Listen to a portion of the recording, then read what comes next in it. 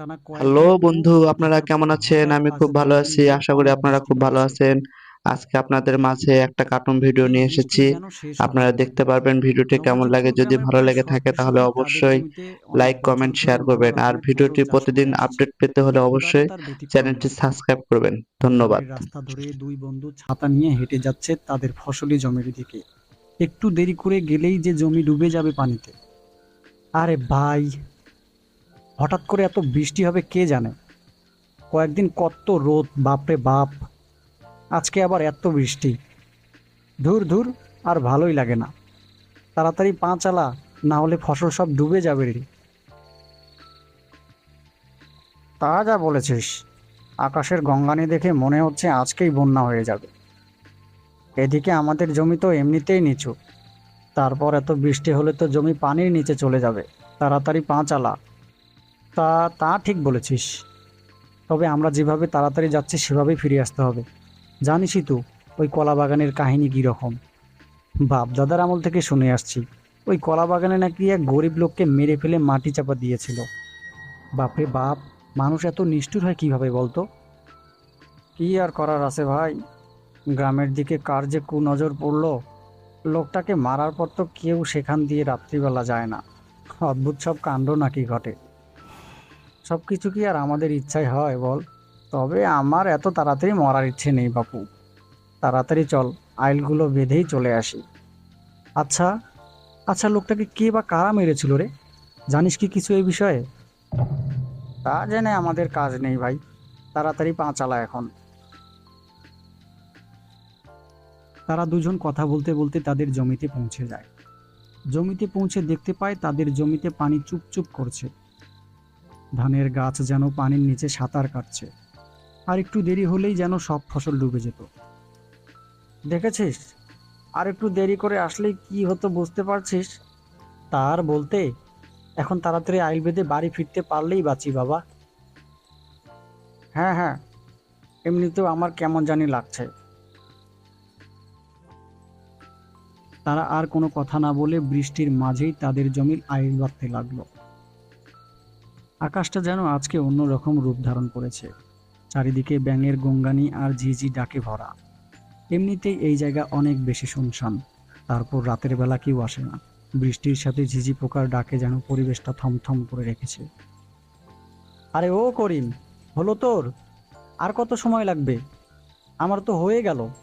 এই এই এই এই তো, আমারও হয়ে গেছে। আর অল্প একটু লাগবে। তাহলে চল এখন, আর দেরি করা ঠিক হবে না। দেখে তো মনে হচ্ছে অনেক রাত হয়ে গেছে রে। চল তাড়াতাড়ি। তারা জানে তাদের এত রাত করাটা ঠিক হয়নি। তার উপর ওই কলা বাগানের ভিতর দিয়েই তাদের যেতে হবে। মনে ভয় থাকা সত্ত্বেও তারা কোনো উপায় না দেখে বাড়ির দিকে রওনা দিল। প্রায় মিনিট তিনেক হাঁটার পর তারা সেই কলা বাগানের রাস্তা ধরল।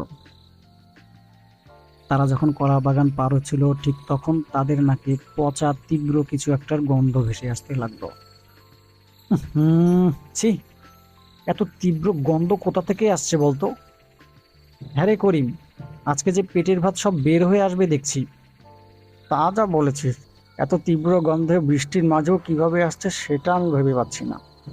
হয়তো কোনো কুকুর শিয়াল মারা গেছে। এ এ রহিম, আমার কেন জানি মনে হচ্ছে এটা কোনো কুকুর শিয়ালের গন্ধ না রে। এটা নিশ্চয়ই অন্য কিছুর গন্ধ। পিটের কথা মুখে না আসতেই তারা দুজন ভয়ে কাঁপতে লাগলো। তারা দেখতে পেল তাদের চোখের সামনে একটা নরকঙ্কাল, যার মুখের কিছু অংশ গলে পচে গেছে। মুখের এক পাশে পুরো হাড় বের হয়ে গেছে। দেহের মাঝে মাঝে একটুখানি মাংস লেগে আছে। সেই মাংস যেন আটকে থাকতে চাইছে না, গলে গলে পড়ে যাচ্ছে। লাশটার চোখ যেন কেউ জোর করে তুলে ফেলেছে। এই দৃশ্য দেখার পর তারা আর কোনো কিছু না ভেবে কাঁধে থাকা কোদাল মাটিতে ফেলে নিজ প্রাণ হাতে নিয়ে দৌড়াতে থাকে। প্রায় 5 মিনিট দৌড়ানোর পর গ্রামের মধ্যে থাকা ছোট্ট একটা চায়ের দোকানে এসে থামে। তাকে এভাবে দৌড়াতে আসতে দেখে গ্রামের প্রবীণ বৃদ্ধ লোকরা বলল, এই করিম, আরে কি হয়েছে তোর? এত হাঁপাচ্ছিস কেন রে? এই বৃষ্টির সময় কোথা থেকে আসলি তুই? এই রহিম। রহিম কোনো কথার উত্তর না দিয়ে চুপচাপ দাঁড়িয়ে রইল। তার চোখে মুখে ভয়ের ছাপ স্পষ্ট বোঝা যাচ্ছে। চোখগুলো যেন বের হবে হবে ভাব। কি রে, আহা, কিছুই তো বুঝছি না, কি হয়েছে বল আমাদের। রফিক, রফিক রফিক চাচা, আমাকে বাঁচান, আমাকে মেরে ফেলবে। আরে, কে মারবে? কথা মার প্যাচ না মেরে সবকিছু খুলে বলতো। সবকিছু তাদের খুলে বললে তারা সবাই চমকে যায়। এর আগে রাতের বেলা কেউ ওই কলা বাগান দিয়ে যায়নি। আজকে প্রথম এমন কিছুর শিকার হয়েছে দেখে সবাই চমকে গেল। সব তো বুঝলাম, তা হ্যাঁ রে, করিম কোথায়? ওকে তো দেখতে পাচ্ছি না, ও কোথায় রে? আরে, তাই তাই তো, করিম, ও তো আমার পিছনেই ছিল, কোথায় গেল? ওরে, আর কথা না বাড়িয়ে কলা বাগানের দিকে হাঁট সবাই, না হলে দেরি হয়ে যাবে রে। তারা আর কথা না বাড়িয়ে কলা বাগানের দিকে হাঁটতে লাগলো। এতক্ষণে বৃষ্টিটাও একটু কমেছে। কিছুক্ষণ হাঁটার পর তারা যা দেখলো তা দেখে তারা অবাক হবে নাকি ভয়ে কাঁপবে তা বুঝতে পারছিল না। তারা দেখলো তাদের একটু দূরে করিম দাঁড়িয়ে আছে। করিমের চোখে মুখে কোনো ভয়ের ছাপ নেই। ওকে দেখে যেন মনে হচ্ছে কিছুই হয়নি। ইরে করিম, তুই ঠিক আছিস তো বাবা? কিছু হয়নি তো তোর? হ্যাঁ হ্যাঁ, আমি ঠিক আছি।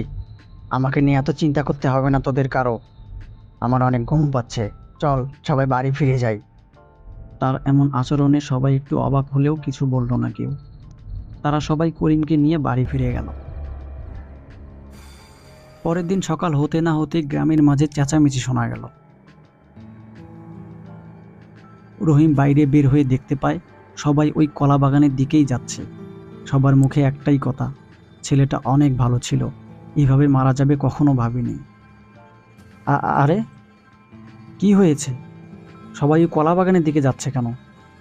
কি কি হয়েছে? কে মারা গেছে? আমিও সেটাই জানার জন্য যাচ্ছি, চল দেখে আসি। রহিম আর কোনো কথা না বলে তাদের সাথে যেতে লাগলো। কলাবাগানে গিয়ে তার মাথা যেন কাজ করা বন্ধ করে দিল। সে চোখের সামনে যা দেখলো তা যেন বিশ্বাস করার অযোগ্য। তার সামনে একটা কাটা মাথা পড়ে আছে। সেটা আর কারোর না, তার বন্ধু করিমের মাথা। মাথাটার পাশেই গাছের ডালে ঝুলছে তার নিথর দেহটা। শরীরের সব রক্ত মাটিতে পড়ে গেছে। দেহটা ইতিমধ্যে ফ্যাকাশে রং ধারণ করেছে। এ দেখে রহিম নিজের চোখকেও বিশ্বাস করতে পারল না। এ এ আমি কি কি দেখছি? তাহলে কালকে রাতে করিম আমাদের সাথে ছিল না? কে ছিল সে? রহিম বাকরুদ্ধ হয়ে দাঁড়িয়ে রইল।